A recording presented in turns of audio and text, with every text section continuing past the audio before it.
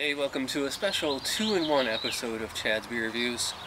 I shot a review of the second beer in this episode, the Ayinger Hefe Weizen, last night, and it came out so short, like less than 4 minutes. I thought, I can't shortchange the viewers with just one super short episode like that. So I had this other one of the Hofbräu München Hefe Weizen, and I thought I'd shoot this one and then just cobble them together in one episode. So it's a 2-for-1. And so on to this actual beer. Remember back in the summer of 2010, me, Jay, and his wife did the German Hefe Weizen blind taste test, and this beer was part of it. We all could pick it out because it came in a green bottle. It was skunky. Well, this bottle it's not green and it's not quite brown. It's more like an olive green. But let's look at it closely. The Hofbräu München Hofbräu Hefe Weizen, brewed according to the German purity law. Says it dates back to 1589, blah blah blah, whatever. As you can see, this pours to a pretty traditional kind of pale orange, dark gold color. It's definitely very, very hazy. I turned the bottle upside down to get all the yeast out. Still see a little bit in there. It formed a really nice head at first, and it's only been like a few minutes since I poured it, so it's fizzled away already. Not a good sign, but I do get a little bit of skunkiness in here because of the bottle and because it might be old, probably is, but not as, I mean, the Ayinger, well, not to do spoilers on that one, but that one had a much more aromatic nose than this one. I'm really, really thirsty. It's like 90 degrees out. Let's give it a taste. Cheers. Well, I did get a little bit of skunk in the nose. It doesn't translate to the palate, which is good. So there's no skunky taste in here. Unlike when me, Jay, and his wife reviewed it in 2010, you could taste the skunk.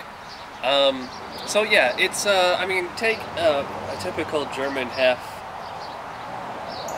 water it down, or just like, you know, suck a lot of the life out of it, and that's what you get with this one. It's like this sharp, kind of dry bitterness up front, which is strange for the Hef. Usually get it like on the back end. It's, you know, usually they're sweet up front. You know, slight kind of bitterness up front. I'm not saying it's like a, you know, IPA or anything. It's just noticeably bitter for a Hef at the beginning. At the same time, there's a little bit of kind of clovey spice, apple cider, cinnamon, those kinds of spices up front, but they're extremely, extremely, extremely mild. The finish is very clean.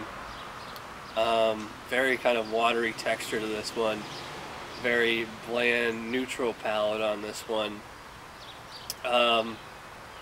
If you're just starting out with Hefs, you might be able to pick out a lot more flavor than I can if you're not used to it, but if you're an experienced beer drinker and you want a good Hef, this is not it. You might even get a little bit of tartness on this one, but that being said, it's not a good beer. It's not a terrible beer. I guess I'll give a 4 out of 10 for the Hofbräu. Maybe if it came in an actual brown bottle and it was fresh, it'd be, you know, something I give a thumbs up to, but as of right now, I cannot. It's not a huge thumbs down, but, you know, it's not a good beer. So that is it for part 1 of this 2-parter review. Next episode is just going to start like a regular episode, so thanks for watching this part, and I'll see you in 2 seconds. Cheers. Hey, welcome to our episode of Chad's Beer Reviews. Outside a nice, cool, breezy summer night here in upstate New York, and we're going back to Germany with another Hefe Weizen. Actually, it's a Untitled Weizen already. One I've never had before, from the Ayinger Ur-Weisse, authentic Bavarian Dunkel Weizen, brewed in accordance with the Reinheitsgebot Purity Law 1516. Doesn't say much about it, but it does say it's, well, pretty big, like 5.8 compared to most F's, so it's Dunkel. And it's actually not that Dunkel. I mean, look at it. It's almost like a orange, you know, kind of like a dirty, rusty orange kind of color instead of like a straight brown per se. But I mean, you can make out a lot of carbonation in there. It did generate a lot of head on here. Not surprising considering it's a wheat beer. Smell. It's pretty classic, pretty standard German smell. Definitely the banana in here, and or the banana bread, because I do get like a kind of a spice or a little bit of like a sourness to it, almost like an apple cider. Not like a spiked cider, but like an actual, you know, neat, soft cider, you know, like those kind of spicy notes you get in there.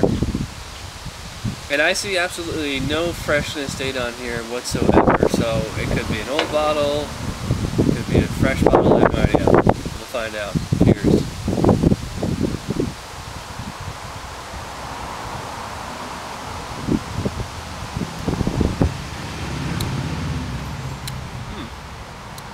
Not as flavorful as I thought it was going to be, judging from the nose.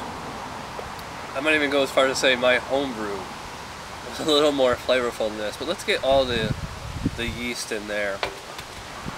That made it a little bit more bitter, but not a whole lot more flavorful. So I'm thinking that this is an old bottle, but I mean, that doesn't really surprise me. A lot of imports don't move very quickly at my beer store, so they tend to sit for a while. That's not to say this is a bad beer though, it's not. It's just a pretty standard hef. I think it's a little smoother than the Weizenstephaner Dunkel I did a couple weeks ago. You know, classic wheat beer flavor, kind of sweet up front, a little bit of bitterness on the back end, finishes completely clean, no aftertaste whatsoever. Pull a little bit of like a cider kind of taste through the middle. No like, you know, individual spice per se. Not that there's any spice in here, because it's brewed on the Reinheitsgebot.